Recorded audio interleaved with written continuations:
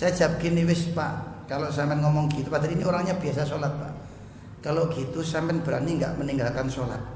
Yo nggak wani Ustaz, lah iya. Berarti kan nggak berani kan, berarti kita pemahamannya sudah bisa bahwa dikehendaki oleh Allah ya karena kita punya usaha gitu loh Pak. Terus gini aja wis gampangnya, kalau panjenengan lapar sampai pergi ke warung apa menunggu di masjid? Kan pasti pergi ke warung kan begitu. Jadi kita pasti ada upaya gitu ya. Dan nanti kita kemudian di warung menemukan nasi atau tidak, lah itu baru kita percaya kepada takdir tadi itu. Kalau belum kita lakukan jangan berbicara takdir. Sebab ini ayatnya Pak ya. Ini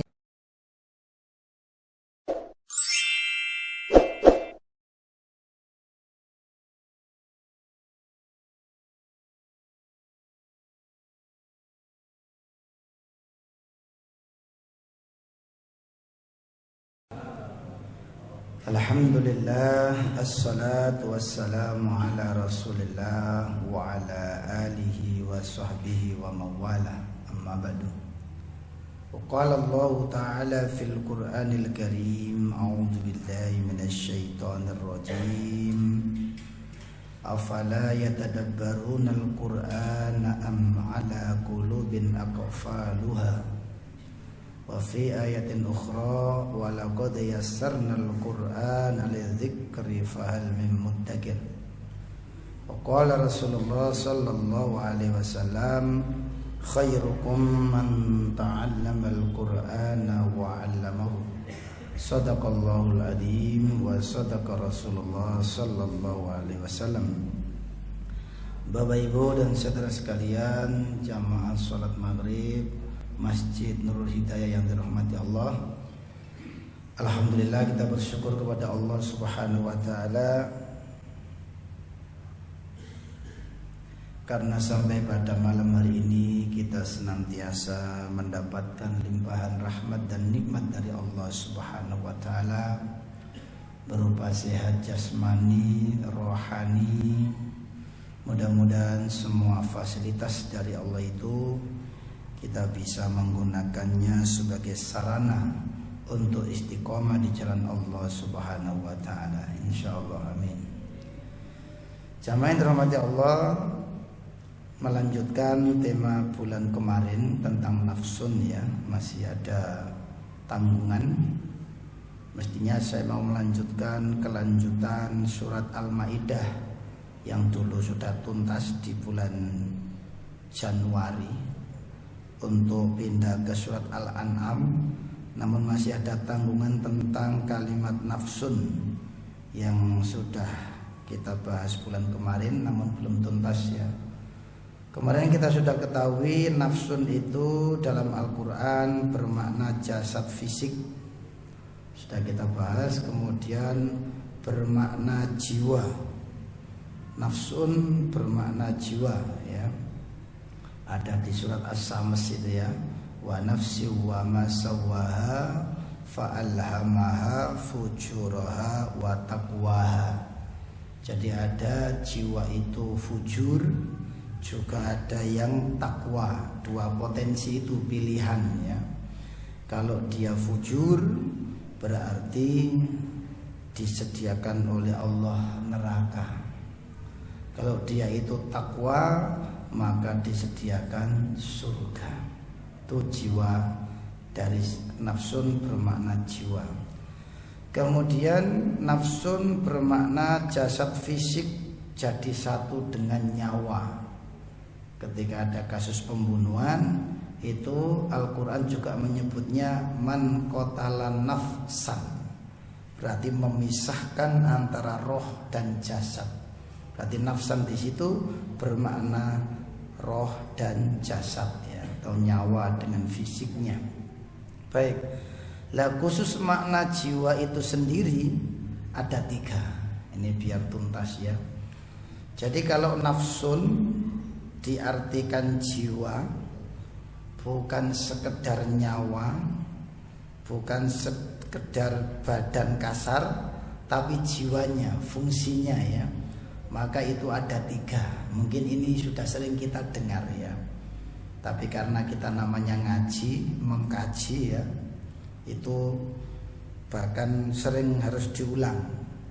Sebagaimana sabda Rasulullah, may yuridillahu bihi khairan yufaqihu fiddin.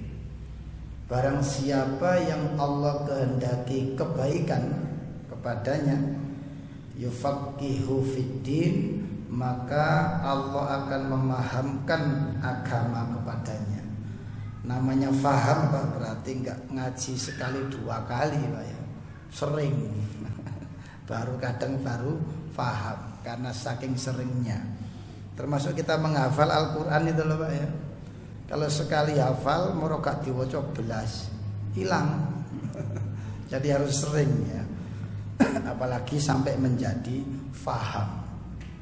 Maka kalimatnya itu kan afala yatadabbarunal Quran. Ini juga sering saya ulang. Surat 47 ayat 24 ya. Ini kita disindir oleh Allah. Apakah mereka itu tidak mau mentadabburi Al-Quran? Ini tak besarkan, biar kelihatan sampai belakang sana ya. Afala yatadabbarunal Qur'ana, apakah mereka tidak mentadabburi Al-Quran? Ini pakainya fi'il mudhari, yatadabbarun, tadabbaro, yatadabbarun. Fi'il mudhari itu maknanya tiga: sedang berlangsung, akan berlangsung, dan berulang-ulang, istimror itu ya. Makanya pakai fi'il mudhari di sini. Apakah mereka tidak selalu mentadabburi Al-Quran, senantiasa mentadabburi Al-Quran? Am ala qulubin aqfaluha, ataukah dalam hati mereka ada kunci, maksudnya terkunci mati. Jadi kalau ada orang mengaku Islam ya, kalau orang kafir sudah nggak masuk pembahasan ini ya.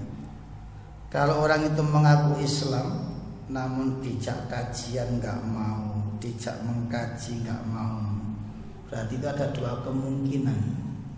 Kemungkinan pertama, hatinya sudah mati, qalbun mayyit istilahnya ya. Kemungkinan kedua, hatinya OTW, mau mati Pak. Masih OTW ya. Karena Islam masalahnya, kalau sudah kafir ya sudah mati ya. Ya suatu saat dibawa oleh Allah kalau dia ada upaya untuk mencari hidayah ya. Baik, jamaah dirahmati Allah. Jadi ya tadabbur di sini selalu dan selalu mentadabburi, tidak sekali dua kali langsung faham. Bahkan mungkin jenengan dengan saya sampai umur entek belum tentu faham Quran secara tuntas. Apalagi tuntas 10% saja sudah bagus ya.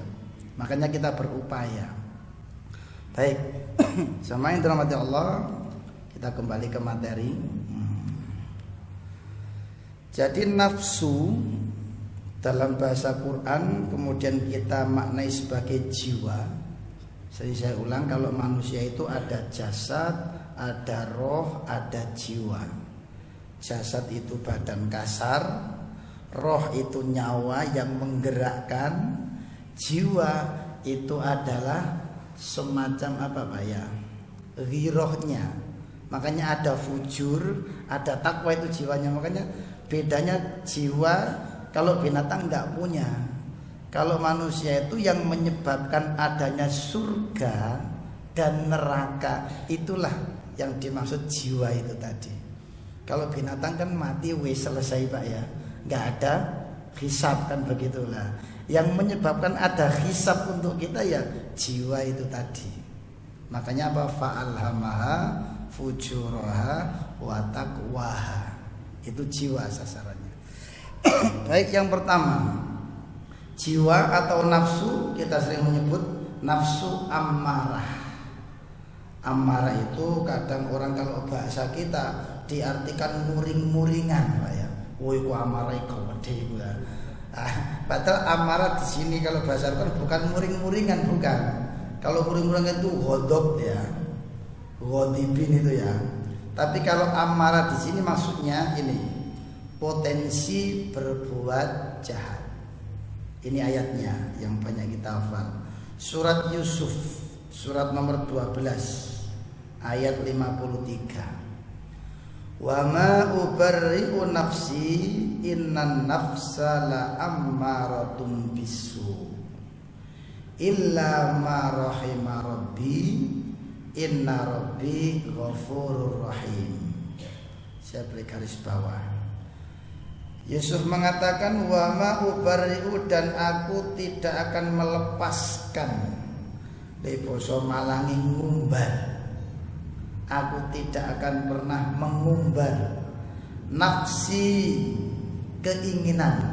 Terus sudah saya jelaskan kalau nafsu ya ditarik ke bahasa Indonesia itu nafsu diartikan keinginan, nafsu makan, nafsu tidur, nafsu jalan-jalan. Itu kalau dijadikan bahasa Indonesia ya. Tapi di nafsi ini diriku, jiwa itu tadi ya. Inna nafsa, sesungguhnya jiwa itu la ammaratun. Ini jadi istilah ulama itu jadinya nafsu ammar diambil dari kalimat ini. Jiwa yang selalu mengajak. Nah, ini baru bisu, sambungannya ammaratun bisu. Jadi nafsu ammarah ini istilah pemahaman fikih Pak ya. Jadi digabung nafsu ammarah. Nah kalau orang itu nafsu ammarahnya potensi, nah itu artinya kepada melawan Allah, kejahatan. Illa ma rahima rabbi, lah ini ada kecuali ma sesuatu kembali kepada nafas tadi, rahima yang memberi rahmat rabbi Tuhanku. Maksudnya kalau nafsu yang diberi rahmat nanti ada pembahasan sendiri, namanya nafsu mutmainnah. Nanti pembahasannya di belakang ya. Kecuali nafsu yang diberi rahmat oleh Tuhanku. Inna rabbi, sesungguhnya Tuhanku, ghafurun maha pengampun, rahimun maha penyayang. Kalimat ini adalah kita teringat kasusnya, peristiwanya Yusuf ketika tinggal di istana, lalu ibu permaisuri, ibu angkatnya punya hasrat dengan Yusuf. Ada dua pendapat. Saat Yusuf tinggal di istana itu sebelum masuk penjara, itu ada pendapat dia sudah menjadi nabi.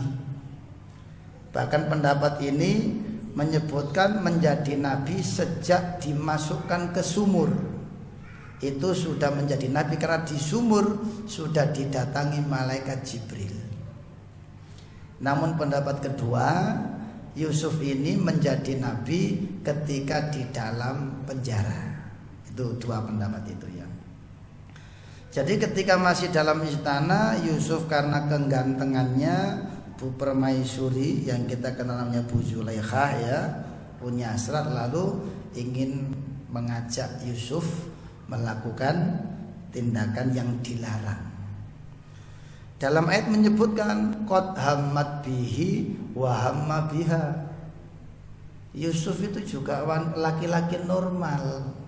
Sebenarnya ada juga hasrat itu, qad hammat bihi wa hamma biha.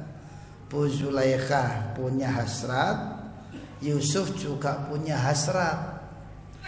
Tapi Bu Zulaikha yang tidak kuat, akhirnya merayu Yusuf tidak melayani karena inni akhafullah, takut kepada Allah, padahal secara hasrat ada. Akhirnya kejar-kejaran ya. Karena kejar-kejaran di dalam kamar besar itu, Yusuf lari lalu tirai bajunya sobek dari belakang. Nah di surat Yusuf itu ada kandungan menarik Bapak Ibu. Jadi ada kasus baju. Baju di situ 3 macam. Yang pertama baju kedustaan, yaitu baju yang dilumuri darah, yang mereka mengatakan Yusuf dimakan serigala itu loh Pak ya. Itu kan mereka dengan membawa baju dilumuri darah, kemudian ngomong kepada bapaknya, "Wahai bapakku, Yusuf telah dimakan serigala." Padahal dibuang ke sumur. Tapi ketika bapaknya lihat baju berlumuran darah itu, wis batin, serigala kok baik hati ya. Jarene Yusuf dipangan kok kelambine utuh. Dadi serigala Yusuf kontak pangan, copoten sik kelambimu, gitu kira-kira ya. Itu bapaknya sudah batin, ini anak-anakku berbohong ini. Tapi bapaknya tidak mengungkapkan, takut mereka mentalnya jatuh, Pak. Jadi bajunya Yusuf dilumuri darah, sementara Yusuf dimasukkan ke sumur. Jadi bapaknya itu, ini bajunya utuh, serigalanya baik hati. Coba dulu. Itu yang pertama, baju sebagai bukti kebohongan. Yang kedua, baju sebagai saksi kebenaran, yaitu bajunya Yusuf yang sobek dari belakang itu. Waktu Yusuf kejar-kejaran dengan Bu Zulaikha ya, Yusuf dikejar, maksudnya bukan Yusuf yang kejar ya. Lalu pas sobek dari belakang bajunya, pas tuan besar datang. Lu, ada apa ini? Langsung Bu Zulaikha membalik fakta, "Wahai tuan yang mulia, bagaimana tindakanmu jika istrimu diganggu oleh pemuda ini?" Jari Yusuf, "Lu diwali." Akhirnya ada saksi di situ, ada seorang balita bersaksi ketika ada kisruh itu. Balita mengatakan, jika Yusuf bajunya sobek dari depan, maka Yusuf berdusta. Tapi jika bajunya Yusuf sobek dari belakang, maka Yusuf benar, Bu Zulaikha yang berdusta. Ketika dilihat oleh tuan besarnya, oh, istriku yang berdusta. Tapi namanya penguasa, kalah menang nyirik, Pak. Sehingga apa? Bu Zulaikha sebagai orang besar, pokoknya supaya nggak bikin malu kerajaan, istana atau permaisuri, Yusuf tetap dimasukkan dalam penjara. Itu kisah sekilasnya. Baju yang ketiga, yaitu baju penyembuh, yaitu bajunya Yusuf ketika sudah jadi pejabat di Mesir, yang dikirimkan untuk bapaknya yang buta, dibawa oleh saudaranya, "Saudaraku, ini baju saya, bawa pulang, kasihkan ke bapak." Lalu baju itu dibuat, ngusap mata bapaknya, bapaknya bisa melihat. Jadi itu ada peristiwa yang luar biasa. Jadi ada baju yang 3 macam itu tadi. Itu kalau kisah Nabi Yusuf ya. Baik, sama yang terhormati Allah, kapan-kapan kita nyampe sana, nggak tahu tahun berapa ya. Ini kita masih ayat surat kelima kemarin ya. Yang kedua ya, jadi nafsu amarah yang pertama itu nafsu yang selalu mengajak kepada kejahatan, itu nafsu amarah. Yang kedua nafsu lawamah, yaitu nafsu jiwa yang di situ punya potensi menghalang-halangi seseorang untuk berbuat baik. Kalau dalam bahasa yang lain itu apa? Laim, mencela. Bukan mencela, mencela, bukan ya, mencela diri. Contoh, umpama panjenengan ya ingin sholat tahajud, sholat malam, semangat Pak, tapi pas tangi ngantuk, dibisiki, awakmu lu ngantuk, meni kerja, gak usah tahajud, meni sik ono dina maneh kok gitu ya. Itu namanya lawamah. Kita digembosi Pak, umur mulai sik dawa, lapo saiki dadi wong apik, umpene wis umur swidak tobat Pak. Kadang-kadang ada Pak orang begitu. Makanya orang itu mengaku Islam, kenapa masih ahli maksiat? Ya kadang perasaannya itu pertama ijek rumangsa nom. Kedua, kadang laki-laki naik daun Pak ya. Wis umbenai umur-umur swidak tobat. Iya kalau umurnya nyampe ke sana. Jadi lawama, mencela dirinya sendiri ketika ingin berbuat baik. Itu di surat Al-Qiyamah surat nomor 75 ayat 2. Wala uqsimu bin nafsil lawwamah. Dan aku, kata Allah, bersumpah dengan yang namanya nafsu lawwamah. Kalau bahasa lain ada juga mulim ya. Mulim, orang yang mencela dirinya, menyesali dirinya ya. Baik, ini kita singkat. Kemudian yang ketiga ini yang kita harapkan Pak ya. Jadi kalau kita dalam hidup sehari-hari itu Bapak Ibu ya, untuk jadi baik di hadapan Allah itu sebenarnya sederhana Pak. Dari mana kita mulainya? Kalau kita prinsipnya mulai bangun tidur monggo ya. Jadi kalau kita pas bangun tidur sebelum subuh atau bahkan kita bisa sholat tahajud Pak ya, kan ketika kita bangun kan mengucapkan alhamdulillahilladzi ahyana ba'dama amatana wa ilaihin nusyur. Itu doa yang umum kita ucapkan. Ketika kita bangun langsung dzikir kepada Allah, ingat kepada Allah. Kemudian kita sholat, dan istimewa lagi adalah sholat berjamaah subuh Pak. Kalau kita sudah bisa membiasakan itu, maka hakikatnya ukuran hari-hari baik kita, yuk kita mulai subuh itu Pak. Makanya kan sering saya sampaikan, sampai Rasulullah sendiri membuat pernyataan bersabda, Rok'atal fajri khairun minat dunya wa ma fiha. 2 rakaat fajar itu juga pemahamannya 2. Ada yang menyebut qobliyah subuh, ada yang menyebut subuhnya itu sendiri. Baik umpama kita pahami yang mudah saja, qobliyah subuh. Namanya qobliyah ya.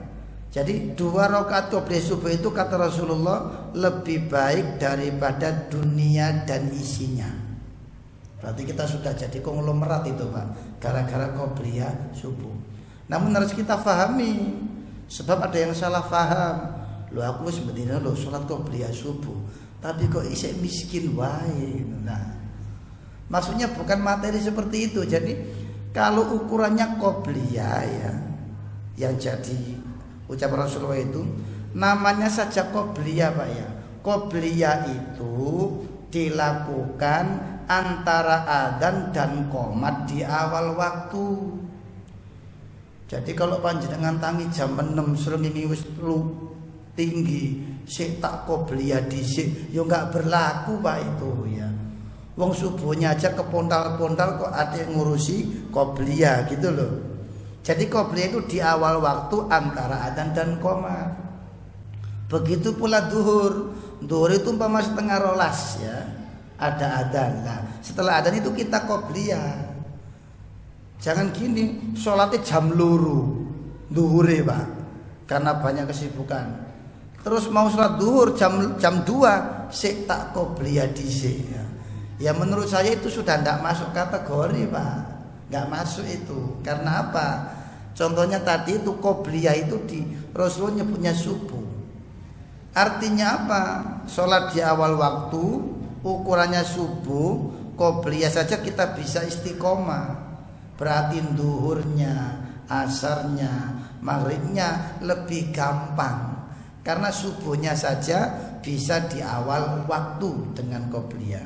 Lah, ketika kita sudah istiqomah semacam ini, saya contohkan Pak Sardikan, istiqomah 5 waktunya luar biasa. Saya tawari Pak Sardikan, saya punya uang 10 triliun, mau ndak sampean tak kasih? Ya mau dikasih, halal Pak ya.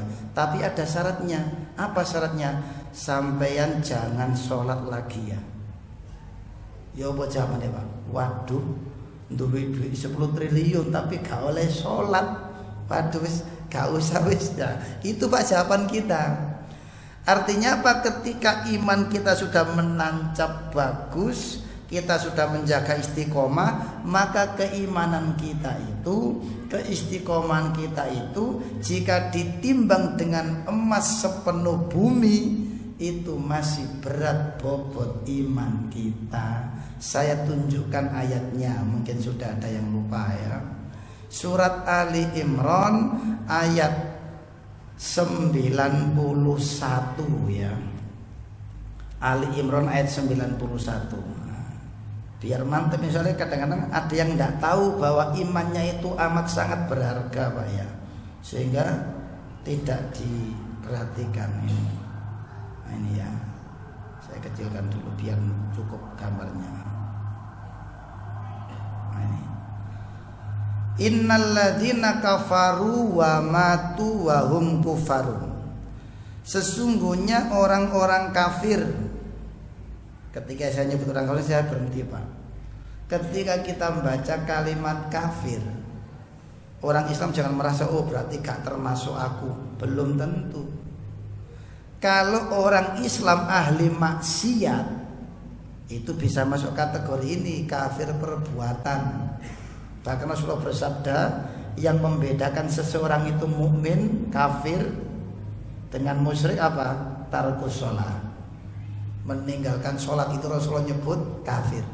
Berarti kafir perbuatannya, dia tidak sholat. Nah, ketika orang itu kafir, tidak beriman, atau orang itu Islam ahli maksiat, belum bertobat, wa matu wa hum kufar, dan mereka mati masih dalam keadaan kafir, mati masih dalam keadaan bermaksiat, belum tobat, falai yuqbala min ahadihim, maka tidak akan diterima dari mereka mil'ul ardi dahaban, emas sepenuh bumi, walau iftadabi, sekiranya dia menebus dirinya dengan emas itu.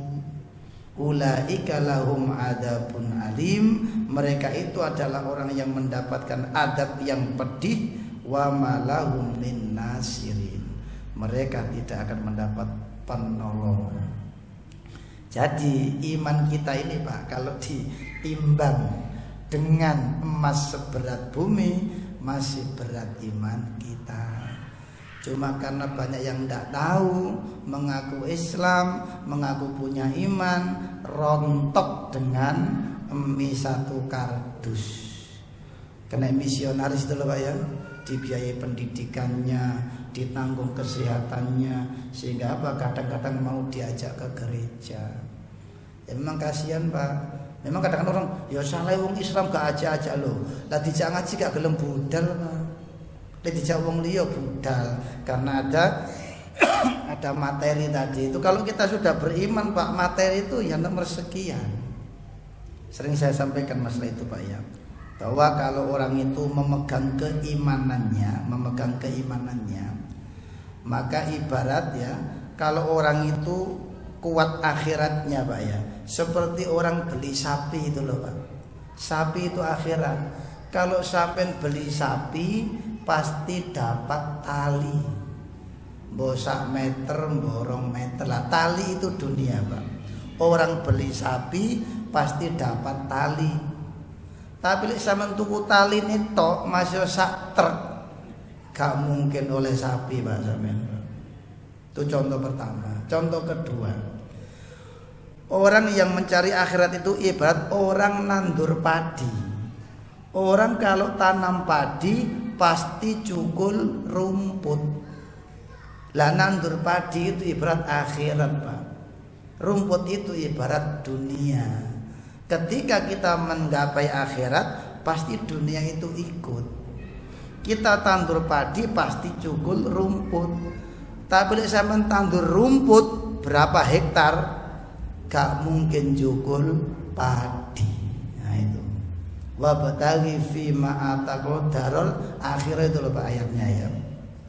Contoh ketiga, urusan dunia itu seperti bayangan kita Pak. Nah, seperti bayangan kita itu loh. Kalau kita matahari di timur, bayangan kita di barat. Kita mengejar bayangan kita itu kemana?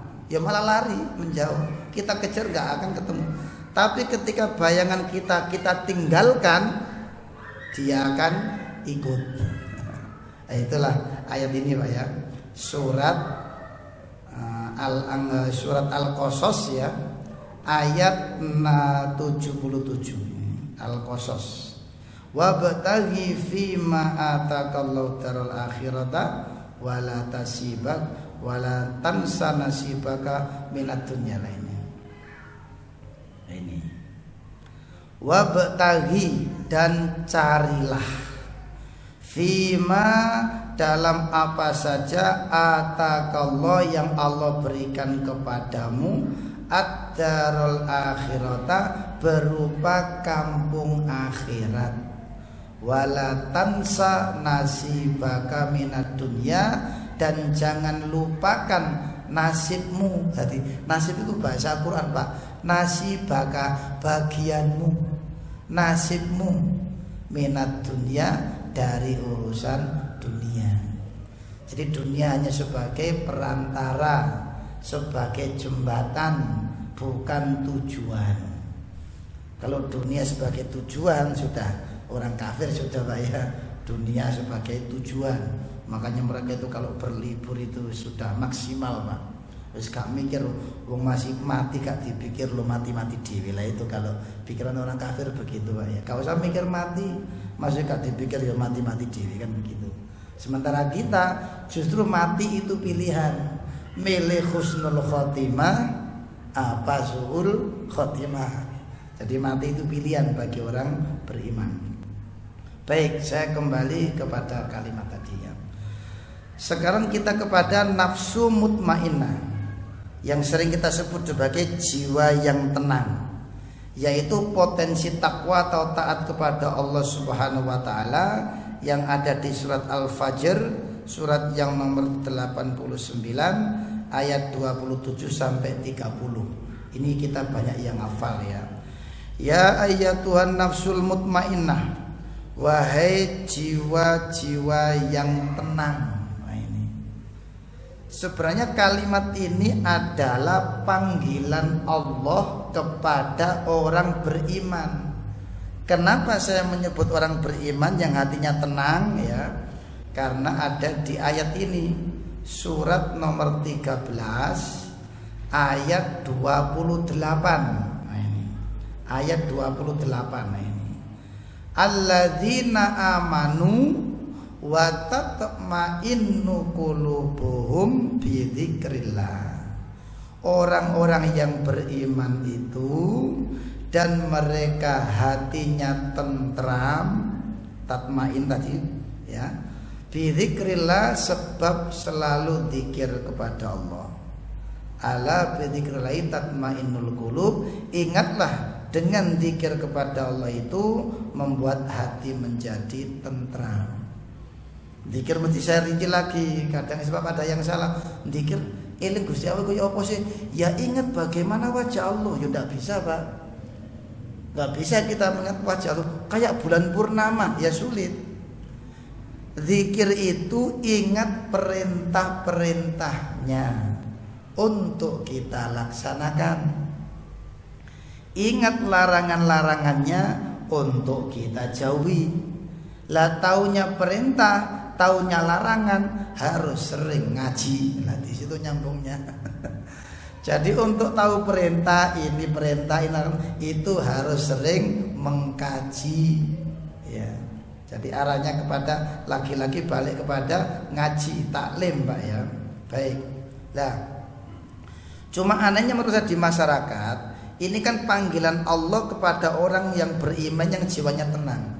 Tapi di masyarakat kita, saya dengar sendiri, ini biar dipakai Pak Mudin, nyeluk jenazah ketika mau dikubur itu loh Pak ya. Ini ya ayyatuhan nafsul mutmainnah. Maksud saya aneh gimana? Masih wonge ahli maksiat, Pak Mudin ya ngomong ngono gitu loh Pak. Jadi seakan-akan ketika dikasih kalimat begitu berarti ki wong api gitu loh Pak. Padahal ini hakikatnya adalah panggilan Allah dan tidak menunggu orang itu mati.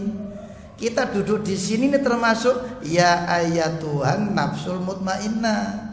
Kita orang beriman yang jiwa kita mutmainnah, mangkano adem ayem Pak lungguh kene sampean itu. Karena mutmainnah ini. Lah ini irji'i ila rabbiki, kembali kepada Tuhanmu. Itu juga bukan mati, karena Quran ini untuk orang hidup gitu loh Pak. Ya ketika dipanggil hayya 'alas shalah, hayya 'alal falah, kita tergerak kan. Lah itu maksudnya. Kembalilah kepada Tuhanmu, kembali kepada ajaran, kembali kepada syariat. Ada suara adzan, paten ono HP-mu, paten ono TV-mu, kan begitu Pak. Karena dipanggil oleh Allah, oleh Tuhan kita, irji'i ila rabbiki radiyatan mardiyah, dengan keadaan senang, ridho, sehingga Allah ridho kepada kita. Jadi saya yakin Bapak Ibu ke masjid ini kan ridho kan. Jenengan ridho ke masjid berarti Allah ridho kepada panjenengan. Sekali lagi, Quran ini untuk orang hidup yang hatinya hidup. Jika ada yang mengatakan Quran bisa untuk orang mati, lah itu masih dalam tahap pemahaman ikhtilaf Pak. Jadi Rasulullah diutus di Mekah saat itu, diberi Quran itu untuk menyadarkan orang yang hatinya mati supaya menjadi hidup gitu loh Pak. Baik. Fadkhuli fi ibadi, maka masuklah ke dalam golongan hamba-hambaku yang pilihan. Ya ini yang pilihan. Makanya sering saya sampaikan, ketika ada suara adzan mulai Allahu Akbar sampai asyhadu anna, itu kan jawabannya sama Pak ya. Tapi ketika hayya 'alas shalah, hayya 'alal falah, jawabannya kok beda. La haula wala quwata illa billah. Mari sholat, mari menuju kemenangan. Jawabannya tidak ada daya, tidak ada kekuatan kecuali dari Allah. Maksudnya apa? Orang yang merasa terpanggil menuju masjid, walaupun rumahnya jauh dari Sukun Pak ke sini, itu karena didorong oleh kekuatan Allah. Dari sekitar sini jauh. Justru apa yang dekat gak teko Pak, koyo ado. Sementara tiap pagi kadang lari jogging Pak ya, sampai 5 kilo, jogging 10 kilo. Bahkan ono sing sepeda ontelan setiap hari 50 kilometer. Tapi ono masjid gak sampai 20 meter, gak nyampe Pak. Itu loh jawabannya, la haula wala quwata illa billah. Jadi menuju ke masjid itu perjalanan hati, bukan perjalanan sekedar kaki.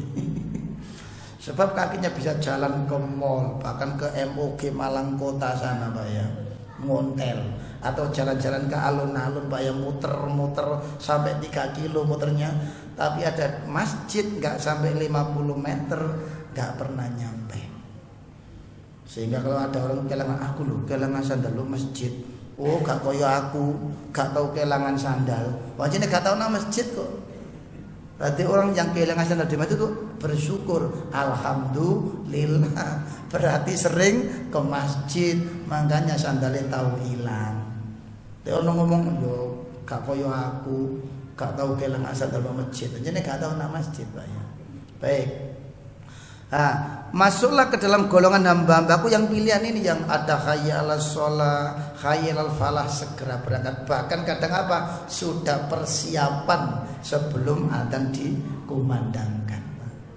Wadkhuli jannati, dan masuklah ke dalam surgaku. Surga yang kekal nanti memang. Tapi sekarang ini kalau kita mengikuti ini berarti kita sekarang sudah merasakan suasana surga. Ketika seorang itu dekat dengan Allah, itulah dekat suasana surga. Kayak panjenengan Pak ya, kalau sudah sholat terasa khusyuk, itu nikmatnya luar biasa. Atau bahkan kadang-kadang kalau ada penghafal Quran Pak ya, satu hari dia narja 1 halaman gitu ya, bisa hafal, itu bahagianya luar biasa Pak. Diganti duit 500.000 kalau gak gelem. Soalnya gak ada sing nawani masalahnya ya. Kalau ada yang nawani mau, tapi tetap itu sebagai target Pak, kebahagiaan hari itu. Makanya saya ingin menyampaikan, kebahagiaan kita, kebaikan kita di hadapan itu sederhana. Subuh kita awali dengan sholat berjamaah, kemudian duhur kita jaga waktunya, jamaahnya asar, kemudian isya kita tutup dengan sholat berjamaah. Wah, itu berarti kita buka sampai nutup itu luar biasa, Pak. Makanya Rasulullah bersabda kan, sholat berjamaah isya di masjid itu seperti sholat separuh malam.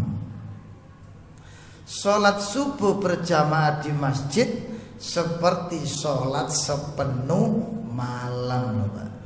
Itu namanya lompatan-lompatan pahala, itu harus kita ambil itu, Pak ya.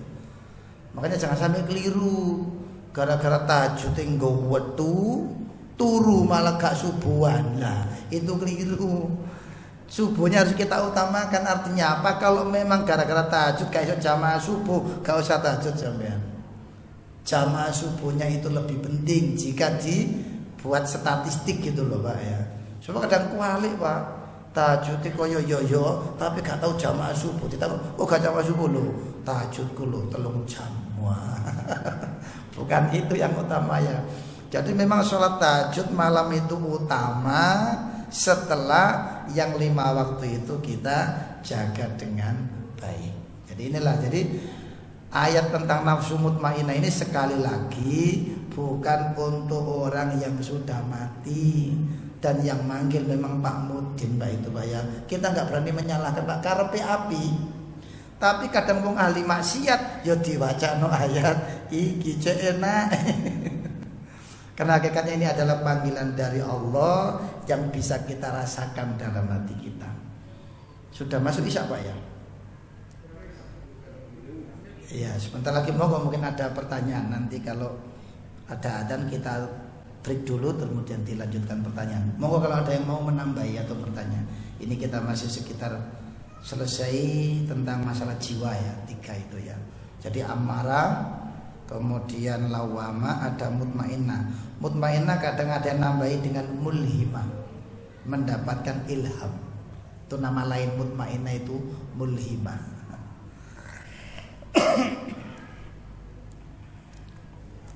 Nggak ada ya, nggak ada yang bertanya ya, baik. Jika nggak ada yang bertanya, saya kasih bocoran. Oh, itu mau bertanya, itu monggo Pak, pinnya Pak. Biasanya Bapak ini wis nulis teko mah pertanyaan. Monggo Pak, enggak apa-apa, memang untuk memberikan semangat untuk yang lain. Saya hanya mau tanya ini masalah istilah. Istilah ya. Istilah dikehendaki. Dikehendaki. Dikehendaki. Bilang gini, kan misalkan orang itu mau kemana, mau Malang, hendak Malang, itu kan berarti ada keinginan. Oh iya, bahasa kita ya. Ya. Tapi kalau Allah dikehendaki itu apa sama dengan ridho atau sama dengan keinginan? Terima kasih Pak. Ya, baik. Jadi memang ada banyak istilah dalam bahasa Al-Quran yang memang kita sulit membedakan, Pak. Ada dengan biidnillah, ada dengan qadarullah, ada dengan masyiatullah. Itu hampir sama kalau menurut kita. Tapi memang pernah saya sampaikan, tidak mungkin Allah membuat kalimat yang berbeda namun maknanya sama, itu tidak mungkin. Karena itu keterbatasan kita, Pak. Contoh ya, ada amal ya'malun, Pak ya, ada yaf'alun, berbuat sama itu. Ya'malun mereka berbuat, yaf'alun mereka berbuat. Ada yaksibun, mereka berbuat. Nah ini kalau bahasa kita ya podo, Pak. Tapi bahasa Quran belum tentu itu ya. Contoh lain, ada an-nasu, artinya apa? Manusia. Al-insanu, manusia.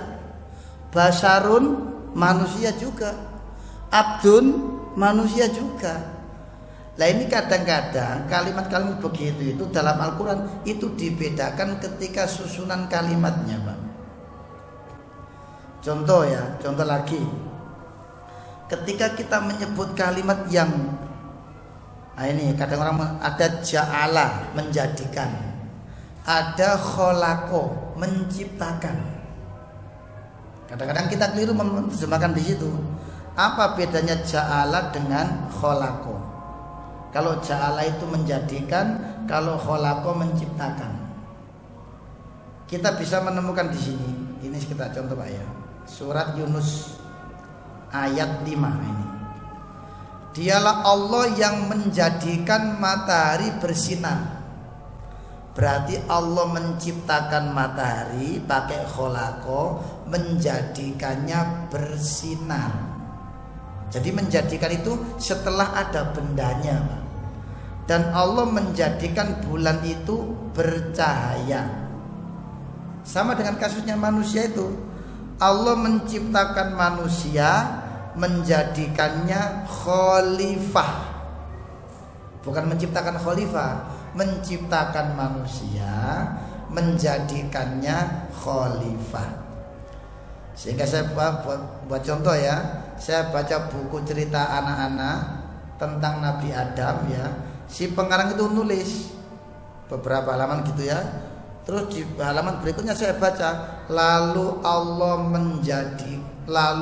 menciptakan iblis. Langsung tak tutup Pak bukunya Pak. Gak pernah ada kalimat Quran Allah menciptakan iblis, gak pernah. Yang Allah ciptakan itu wa ma khalaqtul jinna wal insa illa liya'buduni, dan tidaklah aku ciptakan jin dan manusia. Lah iblis itu siapa? Iblis itu karakter ya.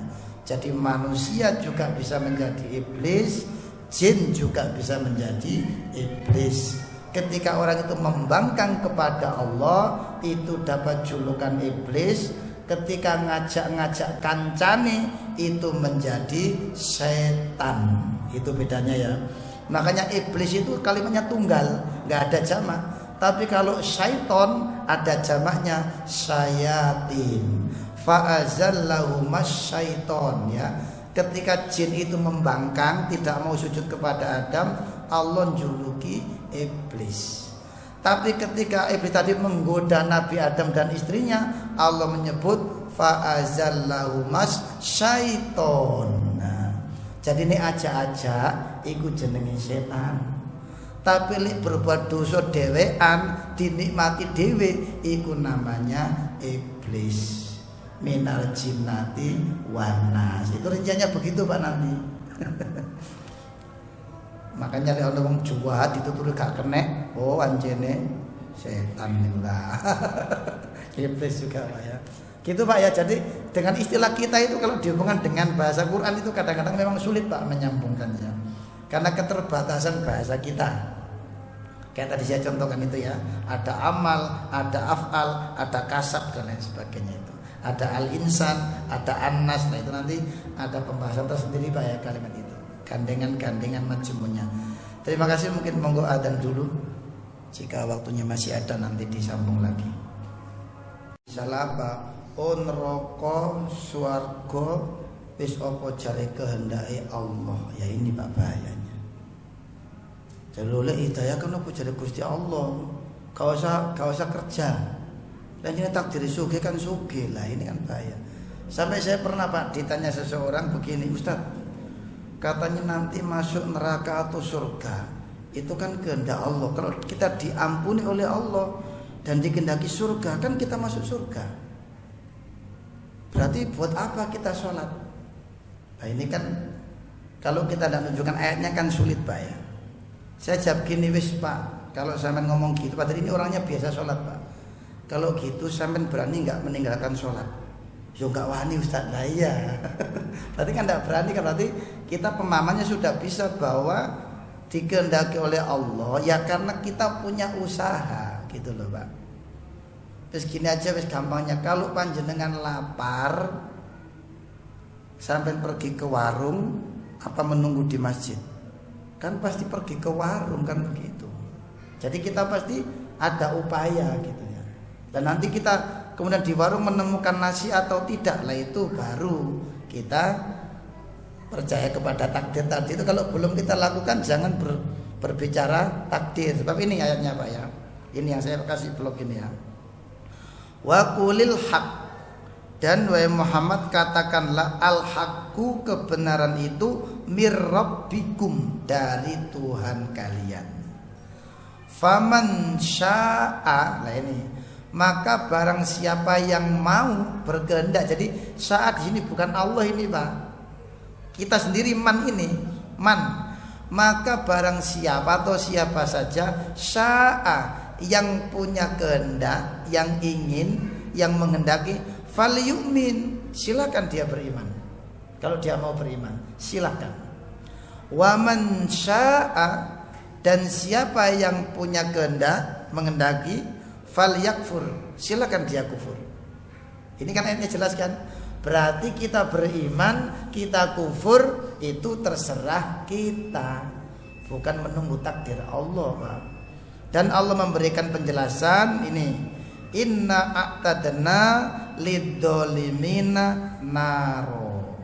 Jadi kasih keterangan penjelasannya, sesungguhnya kami Allah di sini ya, sudah menyediakan lidzolimina, untuk orang-orang yang dolim, naron, api neraka. Jadi silakan, mau beriman silakan, mau kufur silakan. Jadi sudah enggak perlu menolongkan tadi hidayah itu Gusti Allah gitu Pak ya. Kadang-kadang ayo mas sholat sik durung mulai hidayah. Lu wis dijak lu ngomong durung mulai hidayah. Itu namanya ya Quran itu hidayah Pak. Artinya apa? Kalau kita mengatakan belum dapat hidayah, berarti kita menuduh Allah seakan-akan belum menurunkan Al-Quran, belum menurunkan nabinya gitu loh maksudnya. Gitu Pak ya. Oke, jadi kehendak itu kalau bahasa kita ya bermacam-macam ya. Tapi kalau di Al-Quran jelas dengan ayat-ayat yang terangkai dengan itu. Baik, jika tidak ada lagi, sudah tit komatnya, kita baca hamdalah. Alhamdulillahirabbil alamin. Mudah-mudahan bertemu lagi di pertemuan berikutnya, diberikan kemudahan oleh Allah. Subhanakallahumma wa bihamdika asyhadu an la ilaha illa anta astaghfiruka wa atubu ilaik. Wal afu minkum. Assalamualaikum warahmatullahi wabarakatuh.